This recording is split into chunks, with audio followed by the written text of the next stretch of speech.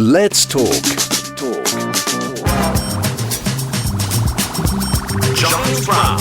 You're listening to Giles Brown on TRE Talk Radio Europe, your voice in Spain. Modern medicine is lying to you. In Lies I Taught in Medical School, Robert Lufkin, MD, explains that metabolic dysfunction is the common underlying cause of most chronic diseases that have been overlooked for decades. He draws on years of experience. I'm delighted to say that I'm joined live on the line by the author of The Lies That I Taught in Medical School, Robert Lufkin. Robert, good afternoon from us. Good morning to you. Well, thanks, Giles. It's a real pleasure to be here today. I'm looking forward to our conversation. Whereabouts are you, by the way, this morning? I'm out in California, in Southern California, so I'm dodging the wildfires and the earthquakes and everything else. Tell us a little bit about your own background then, before we get going, and how you are uniquely qualified to write this book. Yeah, basically, I mean, the book is critical of Western or sort of allopathic kind of conventional medicine. But I have to say, I've spent my entire career essentially as a medical school professor at two large medical schools here in Los Angeles, and I'm part of the problem. I mean, as a professor, it's great. I get to not only practice medicine, but I am able to do research and studies and publish papers, and we published over 200 peer-reviewed papers. But I also get to teach, and as often as not, learn from medical students and other students learning about this. But full disclaimer, I'm critical of Western medicine, but in the 20th century, Western medicine, those of us who are around in the 20th century at least, Western medicine truly transformed our lives. It made practically everyone in the world better largely through public health measures. The pills and surgeries that were developed to treat infectious diseases and other types of things were nothing short of magical. And even today, if I walk outside and I get hit by a car, I'm going to want Western medicine. I'm going to want that blood transfusion. I'm going to want my spleen removed and my fracture set.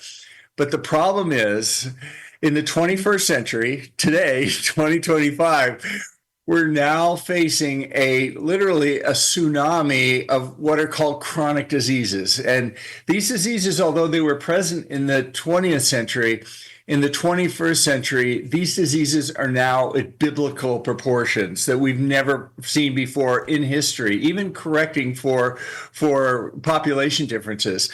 And the problem is, and when I say chronic diseases, it seems like a disparate group, but it's actually, they're all similar and related, as we'll talk about. But the diseases include everything from obesity, type 2 diabetes, hypertension, cancer, heart attack, stroke, Alzheimer's disease, and mental illness. And you may recognize that list because statistically, you and I and all of our listeners will die from one of those diseases. Those are just the diseases that people kill us. So they're very important, and now they're exploding population. I mean, exploding in numbers.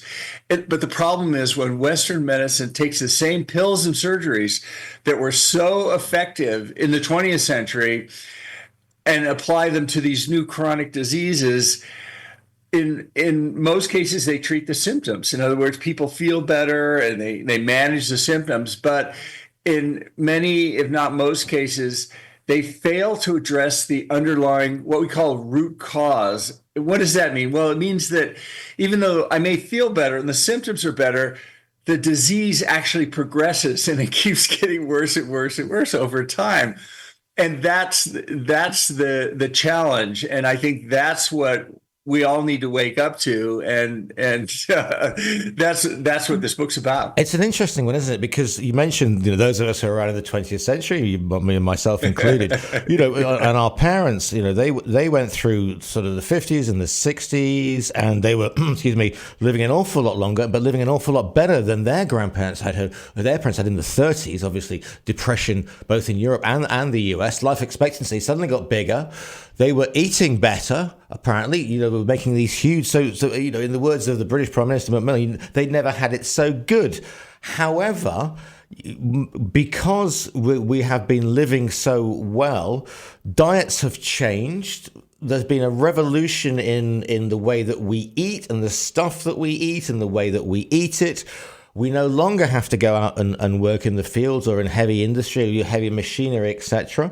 And also, although we may, if we were to go back 100 years, if we were having this conversation in 1925, the stresses and strains at that point would be huge. I mean, apart from the jazz age, but the stresses and strains that are put on people via the information, the stuff they're getting in, the pressure that is put on people. Is it? And I know we talk holistic in terms of medicine, but we should be looking holistic in terms of our lifestyles. Rob, really, and that's really the solution. I mean, I came to this. I'd like to say, hey, I wanted to make the world a better place, but no, actually, I was doing fine minding my own business as a professor, and I came down with 4 of these chronic diseases myself, and that's what drew me into this. And literally, I had daughters that were still in elementary school, and I knew it wasn't going to end well. But I got the diagnosis for these 4 diseases, which are on that list, and I went to my doctor and I said, what can I do about this? And he says, oh, don't worry, here's a pill, and he prescribed 4 prescriptions, 1 for each disease, and he said, take these and you'll be fine. And I go, what about, I'm reading about lifestyle and stuff. What about that? And they go, nah, that really doesn't work. You're going to be on these drugs for the rest of your life, so get used to it. And at that point, like I said, I knew this potentially wasn't going to end well. My daughters were in elementary school. Now they're in high school. But I began to question, is there any other way? And I realized there's been a revolution in our understanding and our knowledge that I wasn't aware of, and many of my colleagues still are not aware of, that changes our thinking about these chronic diseases, not only how we can treat them, but that they share a common root cause of metabolic dysfunction, all those diseases across the board. And the problem is there is no pill or surgery we can take for metabolic dysfunction. Define this, if you can define what that is, then, because my listeners will be going, metabolic dysfunction? What the heck is that? Well, it's the idea that our metabolism. Well, what's our metabolism? Well, our metabolism is how we process food. It's tightly linked to energy processing, our mitochondria, glucose metabolism, all these things, and it manifests certain ways. With metabolic dysfunction manifests with weight gain, with blood pressure changes. There's certain blood markers that indicate that, and studies now, in the U.S. at least, and it's probably true in Europe and the UK as well, is that in the U.S. over 90% of adults have metabolic dysfunction, as indicated by one of these metrics. And the bad news is that metabolic dysfunction can't really be addressed with a pill or surgery. But the good news is something even better. There is something that works for metabolic dysfunction, and it's called lifestyle. And by changing the way we live our lives, and basically it's, food, sleep, exercise, and stress, those 4 things, when we change those, we can reverse metabolic dysfunction. And what I did was I made relatively few changes in my own lifestyle, and I went back to the doctors and they couldn't believe it. They thought the labs were broken. And long story short, I reversed those 4 chronic diseases, got off the medications. They stopped. I didn't need the pills anymore. And now I've made it my mission in my life to help others take back their health by understanding this and hopefully not make the same mistakes that I did. But here's the thing, Rob. I mean, this information has been out for a long time. We've had it. We now live in an age where if I want to find about, what the species of rodent in Tasmania that lives on the ground is found, I go bam, bam, bam, and it's found. That's difficult to find. But we have known, for example, processed foods becoming what we call a couch potato. If you sit playing video games or watching TV. I was going to say cable TV for it, but if you sit watching TV all the time and you order in and you get food that makes you feel great for a second and then you feel hungry 5 minutes later, we know this. We know that stress is a killer. We know that isolation is a killer, and yet we spend time in front of our screens. So why are the medical community then and the medical schools not saying, because you will build up presumably a resistance to a pill over time as well. So why aren't the medical community saying what you need, young man, is to go for a brisk 15-minute walk every day, and not only will you reduce this, you will kickstart your metabolic system in a good way, and also you'll get being outside in nature. You're in Southern California, I'm in Southern Spain. The sun, there's a myriad of things, and walking in the camp or two. Yeah, that's a great question, and that really gets to the heart of the whole issue. Because I mean, hey, before this happened to me, I'd heard about lifestyle. It was the idea that, and no one will argue that, hey, you should lead a healthy lifestyle. Well, of course, no one would argue you should eat healthy food, but the devil is in the details. One, that there's a lot of disagreement about what constitutes a healthy lifestyle or what constitutes healthy food. And the second thing, I didn't realize that, oh yeah, maybe I'll feel better, I'll be a little bit healthier with this. No, it's much worse than that. You will die if you don't do it. I mean, let's face it, the chronic diseases I mentioned, as I said, statistically are the diseases that determine our lifespan, that we die of. Number one is heart attack and stroke, and then cancer. And so, as Jim Morrison said famously, no one gets out alive. So we're all gonna die of one of these things. But the question is, do you want to get your fatal chronic disease at 55, or do you want to get it at 75, or do you want to get it at 110? And lifestyle can actually modulate when that happens and how soon we get these diseases. So it's a big factor. Well, then the question is, why isn't this message getting out there? And part of it is the medical establishment is. My mom was a dietitian. I was raised in the idea that food mattered somehow in what we ate, although her messages and the American Dietetic Association's messages were the wrong food. Sure. Yeah. It was that whole, let's go to the supermarket and let's buy processed bread because it stays longer. And let's have, I'm speaking to somebody the other day about TV dinners, which would probably kill you outright these days. But then, eat many small meals, and breakfast is the most important meal of the day. All these things, they were incorrect. But the other thing I noticed is I go to conferences with my mom, and I realized their conferences were sponsored by Coca-Cola and McDonald's or fast food, junk food manufacturers. And I realized that the education of dietitians, who are the trusted source for nutritional advice, was funded by junk food makers. So, what could go wrong? But it gets worse. When I got to medical school, I realized that medical education is funded largely by pharmaceutical companies, which means there's a vested interest in using drugs to treat things, and the research is paid for in a large part by drug companies, and on and on and on. But it's not just the blame of the dietitians or the doctors or other healthcare professionals. As a patient, there's a little bit of blame on me too, because like most people, I'm basically lazy. If I get a disease and I go into the doctor's office and that doctor, she has like 15 minutes to see me, I would much rather get a pill that will treat my disease, that I don't have to worry about it, or even a surgery. A surgery, it's a bigger deal, but it's only, maybe I take a week off from work and then I'm done.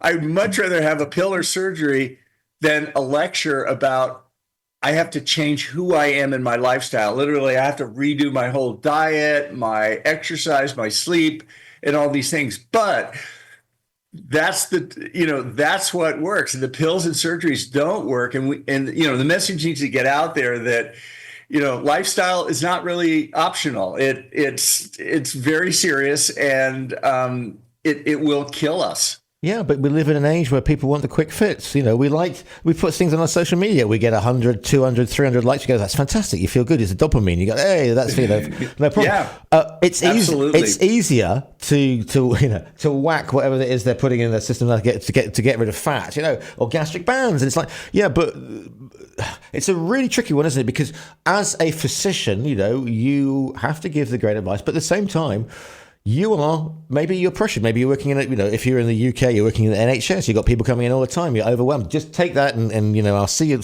in 2 weeks' time, rather than sitting somebody down going, you see, Mr. Jones, the problem is that you spend all your weekend ordering in fast food, watching the football over the weekend. You smoke a little bit. You don't have anything. You don't have any other interests. You don't interact with other people. And maybe that's the root cause. And maybe Mr. Jones will say, how dare you tell me that? Yeah, absolutely. And there are other factors too. Our trusted sources of information, our trusted medical institutions have been corrupted also. And I want to say in my heart of hearts, I don't believe that most people, most human beings get up wanting to consciously harm another human being. But there are, conscious and unconscious, pernicious, in some cases, institutional incentives, financial and otherwise, that drive people down a path to behaviors that will influence people and result in harm in those people. And that's what I think is happening. Example, our trusted medical institutions like the American Heart Association. Hey, that's the leading heart thing. Yep. They were funded in the 1950s from a company that, famously in the early 20th century, benefited from research on new lubricants for German U-boats. Basically, whales were not hunted as much, so whale oil wasn't available for different sources. And then cotton gins and cotton processing resulted in a lot of seeds, which were waste products from cotton and other crops too. So they wanted to develop new machine oils or lubricants for German U-boats originally, and they came up with a process where they cooked the seeds and made a seed oil, and it was actually it worked pretty well for lubricants or fuel.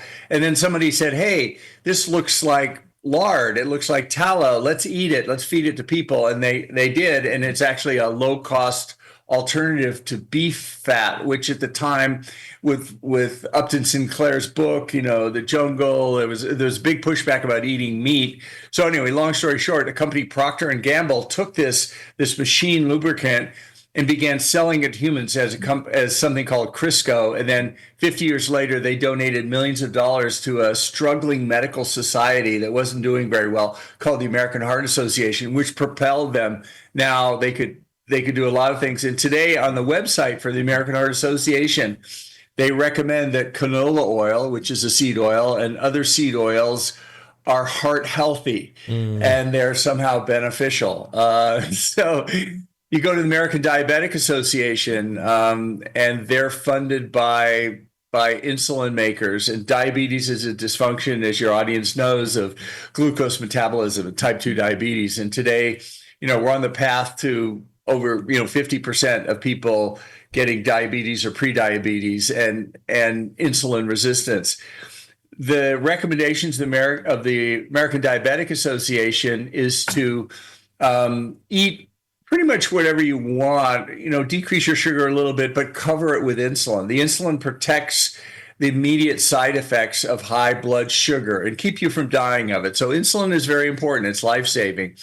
But the problem is high levels of insulin and managing type 2 diabetes this way will keep you from dying from hyperglycemia, high glucose. But interestingly, most of the side effects, the chronic effects of type 2 diabetes, it's a chronic progressive disease. Yeah. Most of those go on. So what are those effects? Well, it's the number one cause of surgical amputations. It's the number one cause of renal or kidney failure and dialysis. It's the number one cause of retinal blindness, heart disease. Alzheimer's disease is called type 3 diabetes. So your risk factors for everything go up with diabetes when you manage it with the way that the American Diabetic Association says to. Instead, if you manage it with diet, though, an interesting thing happens. you don't need the drugs or as many of the drugs, and the chronic progression stops. You don't get those complications downstream. So you hesitate to say cure, but you put it in remission so that it stops, it doesn't progress. And this isn't just me saying it. There have been prospective controlled trials from Virta Health and other companies that have shown this. Because by its very nature, chronic disease is irreversible. But you could manage it so by better diet, and not just by, because I'm imagining if I had a company, I don't know, the British Ingrowing Nail Foundation or something like that, and suddenly a nail polish provider came up to me and said, all right, we're going to give you £30,000 or £30 million, then you're going to push that thing. But they could argue, well, we were able to do that research, and we wouldn't have been able to do that research, Rob, without that input. I mean, do you sort of suck your teeth and go, yeah, well, but then a big but?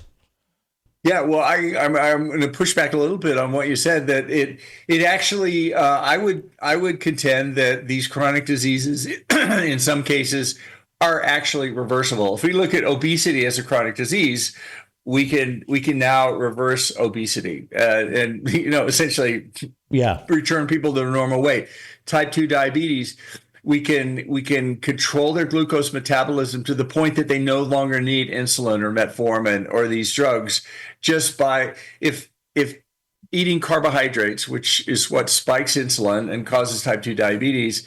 If eating carbohydrates causes type 2 diabetes, and of the three food groups, fat and protein are essential for life. We die if we don't eat them. But carbohydrates, the one that creates type 2 diabetes, is not required for life. That just by cutting out carbohydrates in the diet, people can stop their type 2 diabetes, and in most cases reverse it and actually go off medication. So with the other diseases, Alzheimer's disease, it's difficult to reverse it, but by going on this lifestyle, and interestingly, it's the same lifestyle for all of them, they can actually improve their MoCA scores, improve their mental functioning, and if that's reversing it, you're winding it back a little bit. Yeah, and also the fact is, with something like that, we are still at the very early stages of understanding dementia and Alzheimer's.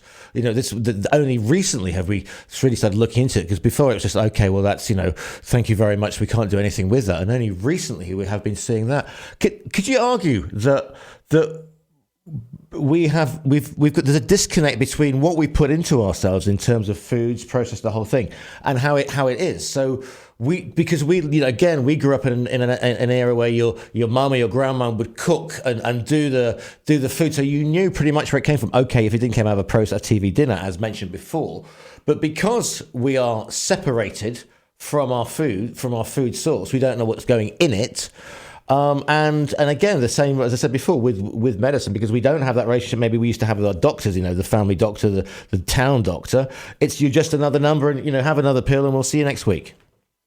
Yeah, no, that's right. And it's an interesting observation that somebody made, that if we began eating the way that let's say our grandparents or great parents did 150 years ago, that most of us would experience an immediate improvement in our health.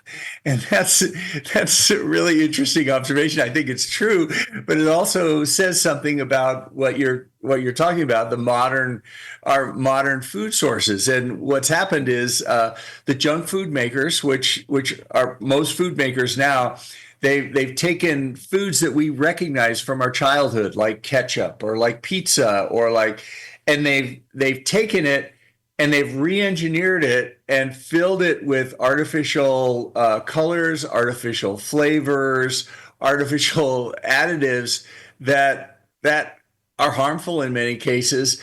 But they trick us into thinking, oh, this is ketchup, I'll eat it. Oh, these are French fries, but they're not. They're actually engineered junk food. And there's a great story about it. I mean, the tobacco industry was, famously successful in the 20th century about selling a product. They could sell it better than anybody. And in this country and, around the world, they mastered marketing. They put cigarette sales in, in gas stations, and then the checkout lines. They had colorful packaging. They were blocked by law in most places to advertise from children. That was a red line they didn't cross. But interestingly, as a result of a lot of legislation and understanding that, that smoking cigarettes was really harmful as far as cancer and also lung disease and heart disease.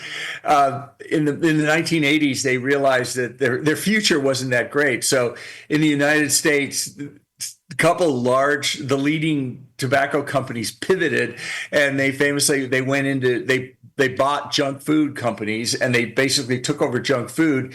They began marketing the same way they marketed cigarettes. In the gas stations now has junk food, in the fast food lines has junk food. But an interesting thing, there's no laws against selling junk food or marketing junk food to children. So what does that mean? All the cereals are brightly labeled. They have cartoon characters on them, and they're to induce children to eat them. And they're very harmful for children. They're very harmful for adults, but children are especially vulnerable because they're developing biologically, and that things that children can do it can affect them for the rest of their lives. Not only that it gets them addicted, and I use this word advisedly, it gets them hooked on it, and then when they become young adults, Absolutely. It's the thing.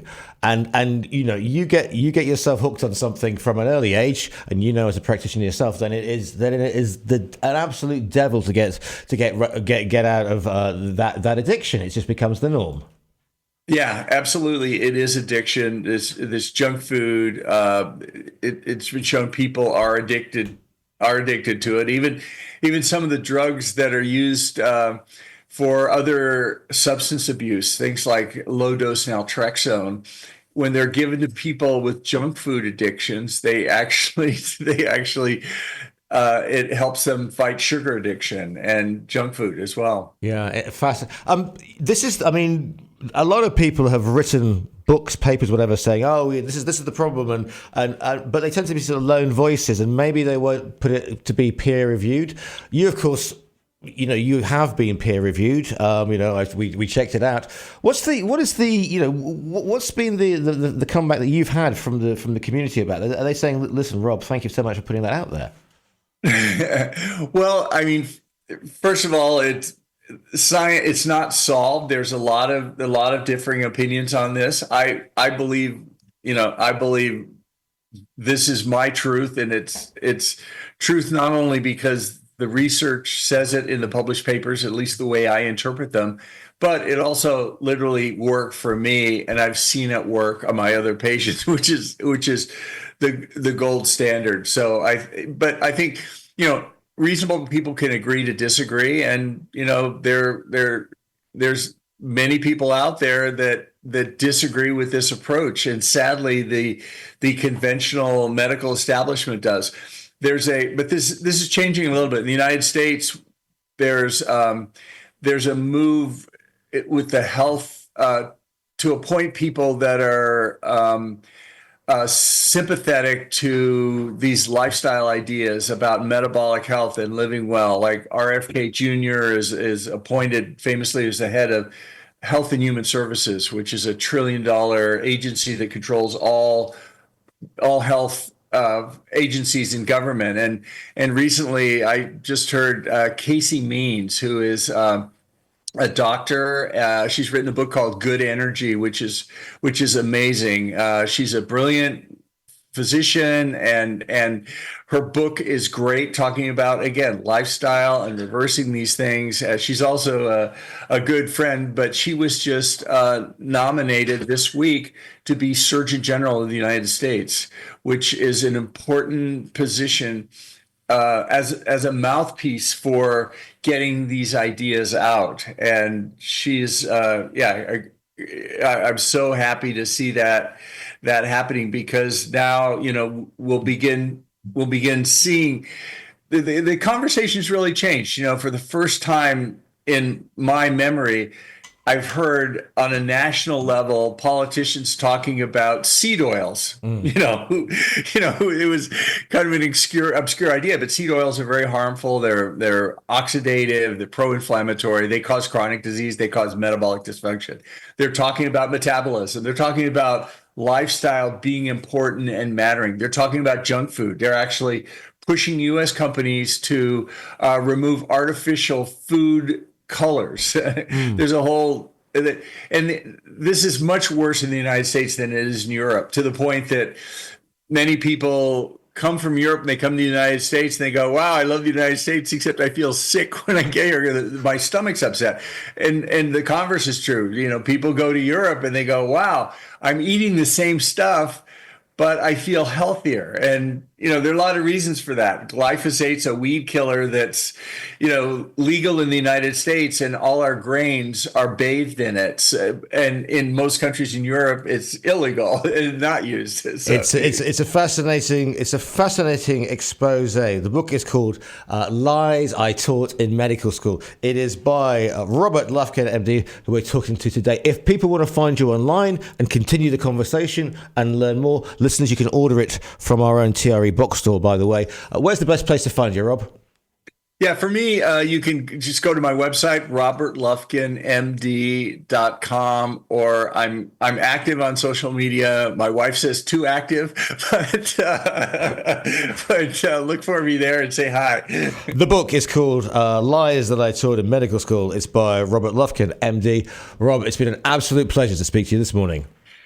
Thanks so much, Giles. I loved it.